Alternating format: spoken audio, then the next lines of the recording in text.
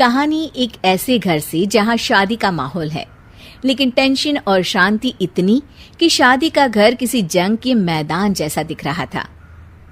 अरे जैसा मर्जी डेकोरेशन कर दो, पैसों की चिंता मत करो।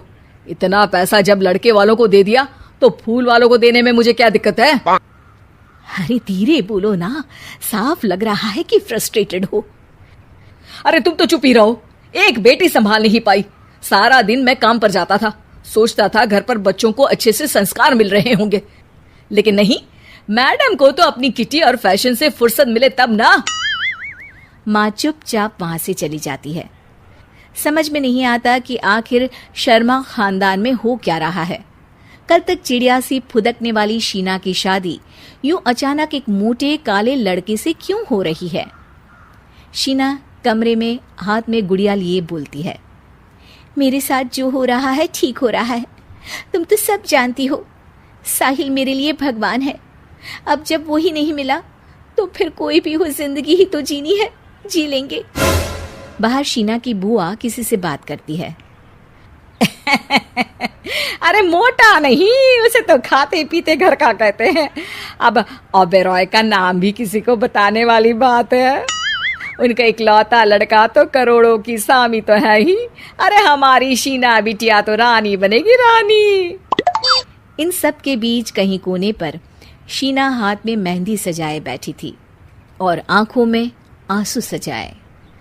और वो समय भी आ जाता है जब शीना मंडप के नीचे हाथ में वरमाला लिए खड़ी होती है, लेकिन तभी अफरा तफरी मच जाती है। कोई कहता है, अरे लड़के की माँ को हार्ट अटैक आ गया। अरे अच्छी खासी थी, कैसे हो गया? अरे कहते हैं ना, किसी किसी लड़की के पैर अच्छे नहीं होते। हो सकता है कि मनहूस है ये लड़की। शीना पास खड़ी सब सुन रही थी। फिर शीना अपने कमरे में आ जाती है। शादी ये कहकर नहीं होती कि लड़की मनहूस है। अब लगातार शीना के लिए लड़के देखने आते, लेकिन आस पड़ोस या किसी के कहने पर शादी हर बार टूट जाती। लेकिन एक दिन, अंकल, मैं काफी दिनों से आपसे मिलने की कोशिश कर रहा था, लेकिन हिम्मत नहीं हो पा रही थी। अरे बेटा, हिम्मत तो हमारी टूटी पड़ी है। वैसे कौन हो तुम? अब मेरा नाम साहिल है अंकल। मैं शीना से प्यार करता हूँ और उसी से शादी करना चाहता हूँ। अरे अब तो किस जात के हो ये भी मायने नहीं रखता। बेटा, मेरी बेटी मनहूस है। ये सब कहते हैं कि इसीलिए उसकी शादी नहीं हो पा रही। अगर तुम शादी करने को तैयार हो तो ठीक है। शीना की शादी साहिल से हो जाती है। अगले दिन साहिल की माँ का देहांत हो जाता है और एक बार फिर लोग शीना को अपशकुनी कहने लगते हैं। अरे खा गई दीदी को ये। अरे क्या जरूरत थी साहिल किसी मनहूस को घर लाने की? पर बुआ, माँ की तो तबीयत पिछले कई साल से खराब थी। डॉक्टर्स ने जवाब दे दिया था।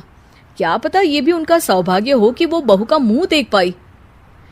अरे बहू का मुंह देख पाई, या ये कह लो कि बहू का मुंह देखते ही स्वर्ग लोक सिधार गई। खैर, हमें क्या, घर तुम्हारा है, हम तो चले। अब शीना को खुद पर ही शक होने लगता है कि कहीं सच में वो अपशकुनी तो नहीं। साहिल, हम दोनों की शादी नहीं हुई होती तो अच्छा था। देखो ना, कैसे पहले मेरी शादी टूटती थी और अब तुम्हारी माँ भी।